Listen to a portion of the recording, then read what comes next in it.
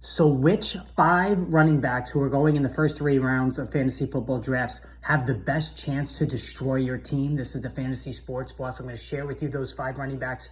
All five of them need to have red flags placed next to them before you enter your draft this summer. Now, if you're new to the channel, of course, hit that subscribe button. Lots of good stuff coming for you guys leading up to the 2024 season. So stay tuned for that. Live streams are going to be starting soon as well. So make sure you're a part of the fun. So yeah, let's get right to it. So I put together five guys who I think are going to be in the first three rounds of whether it's a standard league or a PPR league, who I think stand the biggest chance of destroying your team. And all five of these guys are not going to appear on my team unless they drastically drop. I'm going to avoid all five of them, fade all five of them, unless like the price becomes so cheap that you just can't. It would be foolish to do that, to not take advantage of. But right at the top, Kyren Williams. Now, I've already dropped hints on this already throughout the course of the offseason. I think Kyren Williams is a potential problem, big problem for his prospective fantasy football owners. Now, not taking anything away for how incredible he was on a per game basis in his breakout last season. Averaging over 5 yards per carry, scoring touchdowns all over the place, catching the football, which was a major strength of his coming out of college.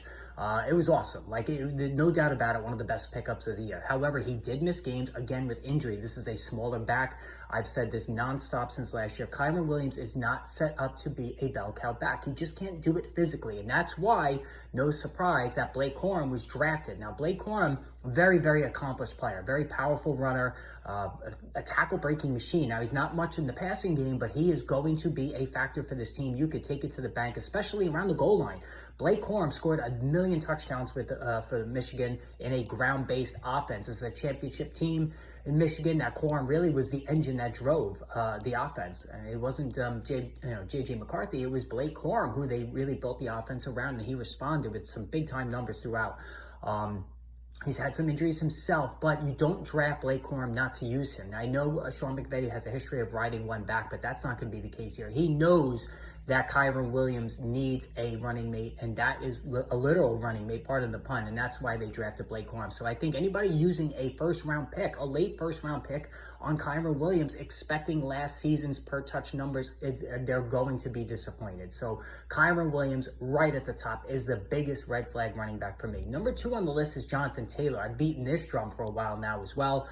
Very, very high-volume college back, which is always a major red flag for early decline. Not saying Taylor is in a decline phase of his career already, but the injuries are piling up. He's had injuries each of the last 2 years. Is that a result from being heavily used in college? I think it is. We've seen the early fades from Eddie George, Larry Johnson, guys who were really heavily used in college and then in the NFL only lasted a few years.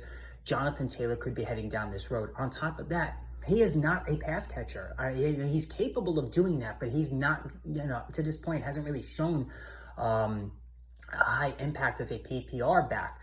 Also, on top of that, complicating matters on the receiving front is Anthony Richardson. We all know that running quarterbacks don't throw to their running backs. Jalen Hurts, Lamar Jackson, go down the list. They don't throw to their backs, and Anthony Richardson wasn't really looking to do that as well when he was on the field last year. So Jonathan Taylor, injury issues, getting a little bit up there in age, not going to be catching a lot of footballs, and even near the goal line, Anthony Richardson probably is going to siphon about 5 or 6 touchdowns. That's a lot of potential fantasy points that are not going to be accrued by Taylor. So Jonathan Taylor is a fade for me late in the first round, early second. Nick Chubb. Now, this is name brand all the way. This is an aging back coming off a devastating knee injury. They have a capable backup in Jerome Ford, who played really well last year. Donta Foreman was brought in. They have Naheem Hines. They got a stable of backs, which indicates to me that the team is nervous about Nick Chubb and what he's going to look like post-surgery. Again, he's never been a receiving back, so it's all about the running for him, and he's one of the most electric runners in football, no doubt about it. But at his advancing age and coming off such a devastating knee injury, I think it's a razor-thin margin for Nick Chubb to return positive value. So I'm absolutely out on him this year. Devin Achane. Everyone's going to want Devin Achane this year, over 7 yards per carry. It was just ridiculous. His touchdown per touch ratio was truly insane. Now, not even replicable. I mean, that is an outlier of outlier numbers. So right on face value, you could take that and throw that in the trash, the touchdown per touch numbers. But listen, Raheem Mostert is not going anywhere. Mostert had an 18 touchdown season on the ground last year. He's not going anywhere. This is a really capable, terrific back who has tread left on the tires. You know, they're going to use both guys liberally. And like Kyren Williams, I don't think Devin Achane is built to be a bell cow back. He had injuries last year as a rookie. So listen, a lot of electricity around Devin Achane. I get it, but I think he's going to be vastly overvalued. I think Raheem Mostert is the better value of the two because he's cheaper, significantly cheaper, and he's probably going to have quite a few more touchdowns than Achane. I'm out on Achane. And finally, Kenneth Walker. You all know I'm a huge Kenneth Walker detractor. 4.1 yards per carry last year to 4.3 for Zach Charbonnet, the backup. And Charbonnet is the more complete back. He's an excellent receiver, which Walker is not. Walker also battles injuries. He's got an upright running style. This is a problem for him.